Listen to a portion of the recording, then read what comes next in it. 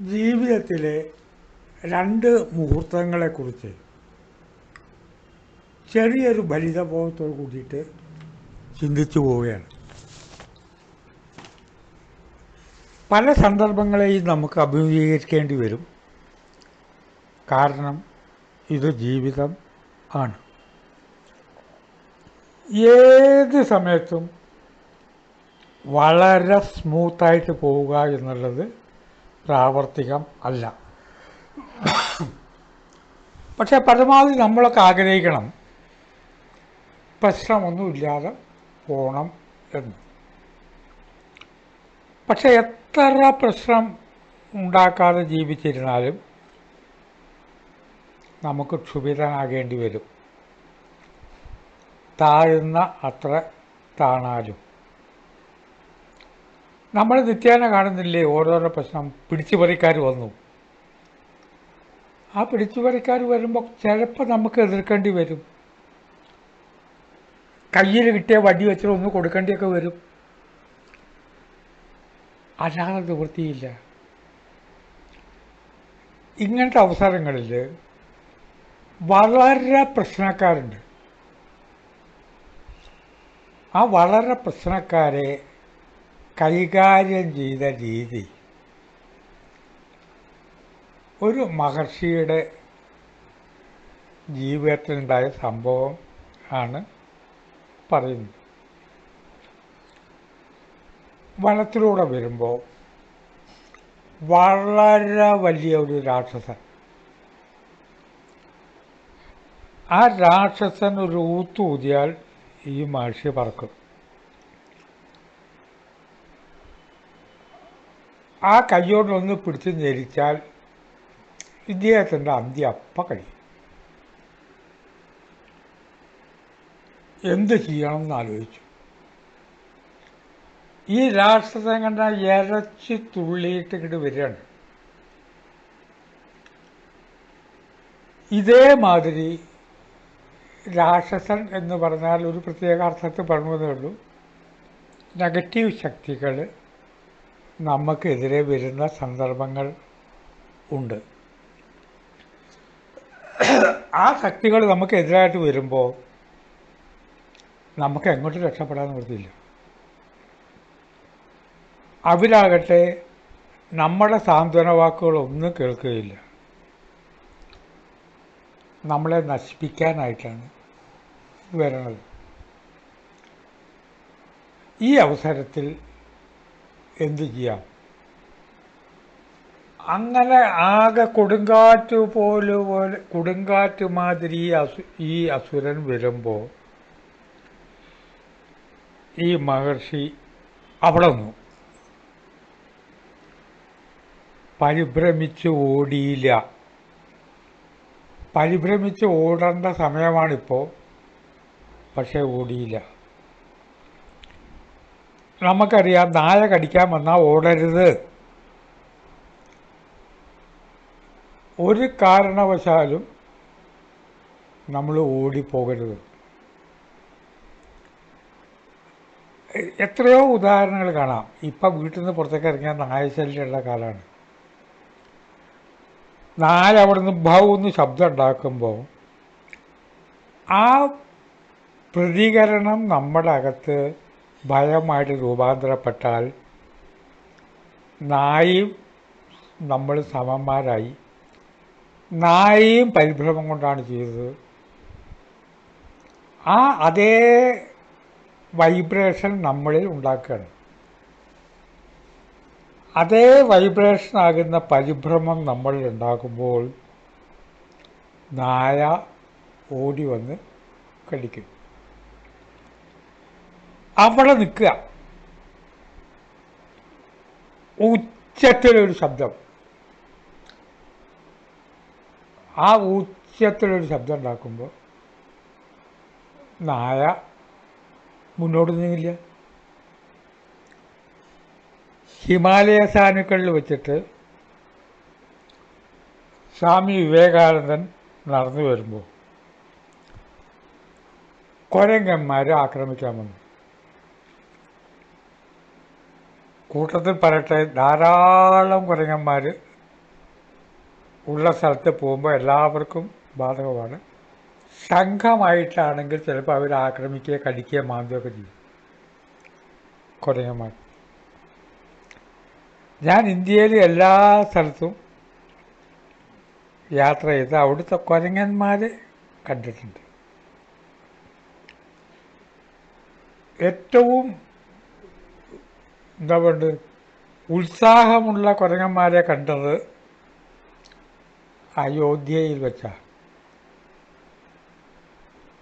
അത് എൻ്റെ മനസ്സിൻ്റെ സങ്കല്പം കൂടി ആയിരിക്കാൻ കേട്ടോ. കാരണം അയോധ്യ എന്ന് പറയുമ്പോൾ ശ്രീരാമനെ ഓർമ്മ വന്നു. അപ്പോൾ രാമനെ ഏത് കാര്യത്തിലും സഹായിക്കാൻ എന്നും ഉണ്ടായത് കുരങ്ങന്മാരാണല്ലോ. അവർ കുറച്ച് കൂടുതൽ എനർജി കാണിച്ചുകൊണ്ട് ഓടുകയും ചാടുകയും തലകുത്തി മണ്ണൊക്കെ കണ്ടു. ശ്രീരാമന് വേണ്ടപ്പെട്ടവരാന്നുള്ള വിചാരമായിരിക്കാമെന്ന് ഞാൻ തമാശ പറഞ്ഞു. വിവേകാനന്ദൻ പേടിക്കാൻ ഇറങ്ങിയപ്പോൾ നാട്ടുകാരൻ ഒരാൾ പറഞ്ഞു, ഉറക്കെ അങ്ങോട്ട് ഗർജിച്ച് അവരുടെ നേരെ അങ്ങോട്ട് ചാടുകയാണ്. വിവേകാനന്ദൻ ഗർജിച്ചുകൊണ്ട് അങ്ങോട്ട് ചാടി കുരങ്ങന്മാർ പിന്മാറിപ്പോയി. ഇവിടെ ഇപ്പം ഞാൻ തുടക്കത്തിൽ പറഞ്ഞ കഥയല്ലേ, ആ മഹർഷി ഗർജിച്ചാലൊന്നും ശരിയാവില്ല. അസുരൻ അത്ര ശക്തനാണ്. അവിടെ നിന്നും കൊണ്ട് അനക്കമില്ലാതെ ദൃഷ്ടികൾ കൊണ്ടൊരു നോട്ടം നോക്കി. അത്തരം നോട്ടം ആര് നോക്കിയാലും എതിർവശത്ത് ഒരു ഇളക്കമുണ്ടാവും. ചില കുട്ടികളെ തല്ലാൻ ചെല്ലുമ്പോൾ ഒരു നോട്ടം കൂടി നോക്കും കുട്ടികൾ. അപ്പോൾ വടിയായിട്ട് വരുന്ന കുട്ടികളുടെ അച്ഛൻ പറയും, നീ എന്താണ് നോക്കി പേടിപ്പിക്കണത്? സാധാരണ ആ നോട്ടത്തിൻ്റെ ശക്തിയാണ്. കൃഷ്ണമണികൾക്ക് കണ്ണിൽ നിന്ന് വരുന്ന പ്രകാശത്തിന് അത്രയും വലിയ ശക്തിവിശേഷം ഉണ്ട്. അങ്ങനെ നോക്കിയാൽ ഹിംസ്ര ജന്തുക്കൾ വരെയും വീഴും എന്നാണ് പറയുന്നത്. ആ ഹിംസ്രജന്തുക്കൾ വരുമ്പോൾ വരെ ശങ്കരാചാര്യരുടെ കഥയിലൊക്കെ അങ്ങനെ നോക്കി പുലി അവിടെ നിന്നു എന്നൊക്കെ കഥകൾ ഉണ്ട്. നല്ലൊരു നോട്ടാട് നോക്കിയപ്പോൾ എന്താണടാന്ന് ചോദിച്ചിട്ട് വീണ്ടും വർത്തി വരികയാണ് രാജൻ. മഹർഷി ഒരൊറ്റ ചോദ്യമാണ്, എടാ അൽപ്പനെ നീ ആരാടാ? ഒറ്റ ചോദ്യമാണ്. അത് വല്ലാതെ അങ്ങോട്ട് മുഴങ്ങി ആ രാക്ഷസന്റെ കാതിൽ. ഇത്രയും വലിയൊരാളെക്കുറിച്ച് പറയാണ്, എടാ അൽപ്പനെ നീ ആരാടാ? അതോടുകൂടിയിട്ട് രാക്ഷസന്റെ ശക്തി മുഴുവൻ പോയി. തല കുനിച്ചു. ആ പോയിക്കോ, ബഹളം ഉണ്ടാക്കാതെ പോയിക്കോ. ഇത്രയും ഭീമാകാരനായിട്ടുള്ള രാക്ഷസൻ എത്ര വലിയ വരവ് വന്നപ്പോൾ ഇവിടെ ഉണ്ടായത്, അൽപ്പനെ നീ ആരാടാ? ചോദ്യം. നാം ജീവിതത്തിൽ ചിലപ്പോൾ ഈ ചോദ്യം ചോദിക്കേണ്ടി വരും. നിവൃത്തിയില്ലാതെ വരുമ്പോൾ ഈ ചോദ്യം ചോദിക്കേണ്ടി വരും. പ്രതിസന്ധി ഘട്ടങ്ങൾ മുൻപിൽ വന്നു നിൽക്കുമ്പോൾ അൽപ്പനെ നീ ആരാടാന്ന് ചിലപ്പോൾ ചോദിക്കേണ്ടി വരും. ഇതവിടെ നിൽക്കട്ടെ. നമ്മുടെ പ്രതിസന്ധി ഈ അൽപ്പനെ നീ ആരാടാ ചോദിക്കുകയല്ല. നീ സിവിൽ കേസിന് പോവുകയാണെങ്കിൽ ഞാൻ സിവിൽ കേസിന് പോവും, നീ ഇന്ന പോലെ ചെയ്യുകയാണെങ്കിൽ അങ്ങനെയാണെങ്കിൽ ഇവിടെ ചോദിക്കാനും പറയാൻ ആളുണ്ട്. ഈ വലിയ കളിയൊന്നും കളിക്കണ്ട. ഇങ്ങനെ പറയേണ്ട അവസരം നമുക്കുണ്ടാകാം. ആർക്കും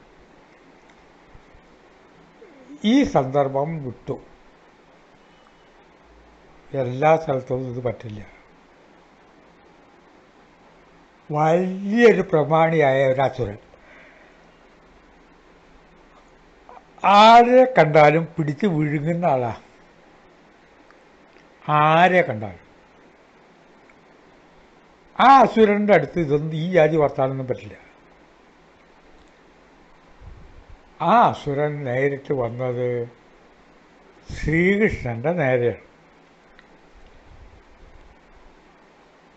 കൃഷ്ണൻ്റെ നേരെ ആവുമ്പോൾ കൃഷ്ണൻ്റെ സകല സിദ്ധികൾ വിചാരിച്ചാലും അവിടെ വില പോവില്ല. അനവധി അസുരന്മാരെ കൃഷ്ണൻ കൊന്നിട്ടുണ്ട്. പക്ഷെ ഇദ്ദേഹത്തിൻ്റെ മുമ്പിൽ യാതൊരു പാകവുമില്ല. അല്പനെ നീ ആരാടാന്ന് ചോദിച്ചാൽ നേരെ എതിരായിരിക്കും അബദ്ധം. ചിലയിടത്തിലതൊക്കെ പ്രയോഗിക്കാന്ന് പറഞ്ഞാൽ ഇതേമായിട്ടുള്ള ആളുകളുടെ അടുത്തൊന്നും പറ്റില്ല. കൃഷ്ണൻ ആയുധം എടുത്തുകൊണ്ട് കാര്യമില്ല, മല്ലയുദ്ധത്തിൽ ജയിക്കില്ല. മാത്രമല്ല നോക്കും തോറും അസുരൻ വളരുകയാണ്. വളർന്ന് വളർന്ന് ശിരസ് ആകാശം മുട്ടുകയാണ്. കൃഷ്ണൻ്റെ കൂടെയുള്ളവരൊക്കെ പേടിച്ചു. എങ്ങനെ ഇപ്പോൾ ഇത് കൈകാര്യം ചെയ്യുക?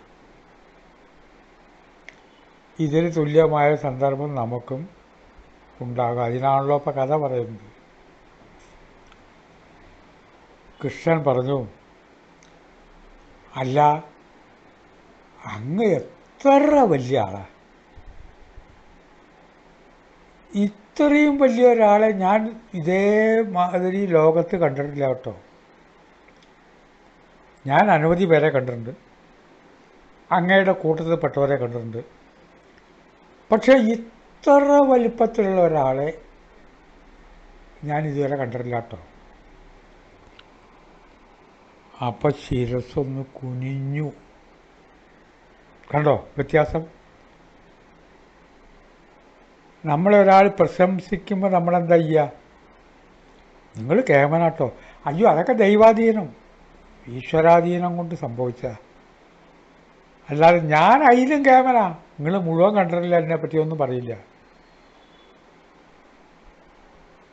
മാത്രമല്ല അങ്ങ് വളരെ ഹൈറ്റുള്ള ആളാന്ന് മാത്രമല്ല, അതിനനുസരിച്ച് കഴിവും ഉണ്ട് എന്നുള്ളതാണ് അങ്ങയുടെ പ്രത്യേകത.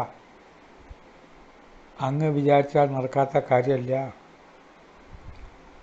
അങ്ങയെ പേടിക്കാത്തവരില്ല. ഏതൊരാളും അങ്ങയെ പേടിക്കും. അസുരൻ്റെ വലിപ്പം കുറഞ്ഞു. അങ്ങയുടെ പ്രശംസ തടങ്ങലും കൃഷ്ണൻ്റെ പ്രശംസ കേട്ട് വലിപ്പം കുറഞ്ഞു, തടി കുറഞ്ഞു. അങ്ങയെപ്പോലുള്ള അറിവുള്ള ആളുകളെ ഞാൻ പഠിത്തൊന്നും കണ്ടിട്ടില്ല കേട്ടോ. അറിവ് കൊണ്ട് താങ്കളോട് മത്സരിക്കാൻ ഒരാൾക്കും കഴിയില്ല. കൃഷ്ണൻ അങ്ങോട്ട് പ്രശംസിച്ചു. കൃഷ്ണൻ പ്രശംസിക്കും തോറും അസുരൻ്റെ വലിപ്പം കുറഞ്ഞു. അങ്ങനെ കുറഞ്ഞിട്ട് എവിടെ എത്തിയെന്നറിയൂ? ഒരു കടുക് മണിയുടെ വലിപ്പമായി. ഇത്രയും വലിയ ആകാശം മുട്ടയെ ശിരസ്സുള്ള അസുരൻ ഒരു കടുക് മണിയുടെ വലിപ്പമായി. അദ്ദേഹം അറിയപ്പെടുന്ന പേര് കടുകാസുരൻ എന്നാണ്. കൃഷ്ണൻ എന്ത് ചെയ്തു അറിയോ? ആ കടുക് മണി എടുത്തിട്ട് മടിയിൽ വെച്ചാട് നടന്നു. ഒരു കടുക് മണി നമുക്ക് എന്താ ചെയ്യാൻ? ഒരു കടുക് മണി അപ്പോൾ എന്തെങ്കിലും ചെയ്യാനുണ്ടോ? കാരണം ഒന്ന് ചവിട്ടി അരക്കേണ്ട കാര്യം പോലും ഇല്ല, കാരണം കടുക. അങ്ങനെ വരുമ്പോൾ പ്രതിസന്ധി ഘട്ടത്തെ കൃഷ്ണൻ നമുക്ക് തരുന്ന ഗുണപാഠം, എല്ലാ സമയത്തും എതിർത്താൽ ശരിയാവുകയില്ല. ചിലയിടത്തിൽ പ്രശംസ വേണ്ടി വരും നമുക്ക്. സാറിൻ്റെ മായിലുള്ളവരൊക്കെ ഇങ്ങനെ എന്താ ചെയ്യുക? ഞാൻ തന്നെ പാക വിഷമത്തിലാണ്. അപ്പം രക്ഷിക്കാൻ സാറുണ്ടാവിച്ചിട്ടാണ് ഇവിടെ വന്നത്. അപ്പോൾ സാറും ഇങ്ങനെയൊക്കെ പറഞ്ഞാൽ ഞാൻ എന്താ ചെയ്യുക? ഇങ്ങനെ വരികളൊക്കെ ജീവിതത്തിൽ വേണ്ടി വരും. രണ്ട് രീതിയിൽ പ്രശ്നങ്ങളെ കൈകാര്യം ചെയ്യാം. ഒന്ന്, ഈ രീതിയിൽ പ്രശംസിച്ച് എതിരാളിയെ കടുകാക്കി മാറ്റുക. അതുമല്ലെങ്കിൽ നീ ആരാടാ പ്രമാണി എന്ന് ചോദിക്കുക. രണ്ട് രീതിയാണ് ധന്യമീ ജീവിതത്തിൽ ഓരോരോ കാര്യത്തെക്കുറിച്ച് ഇങ്ങനെ ചിന്തിക്കുന്നതേ ഉള്ളൂ. സ്വന്തം ചിന്തയിൽ വരുന്ന കാര്യങ്ങളാണ് ധന്യമീ ജീവിതത്തിൽ പറയുന്നത്. നന്ദി വിളിച്ച് പറയുന്ന ശ്രോതാക്കളോട് ആദരവ് പറഞ്ഞുകൊണ്ട് വാക്കുകൾ സംഭരിക്കുന്നു. നമസ്കാരം.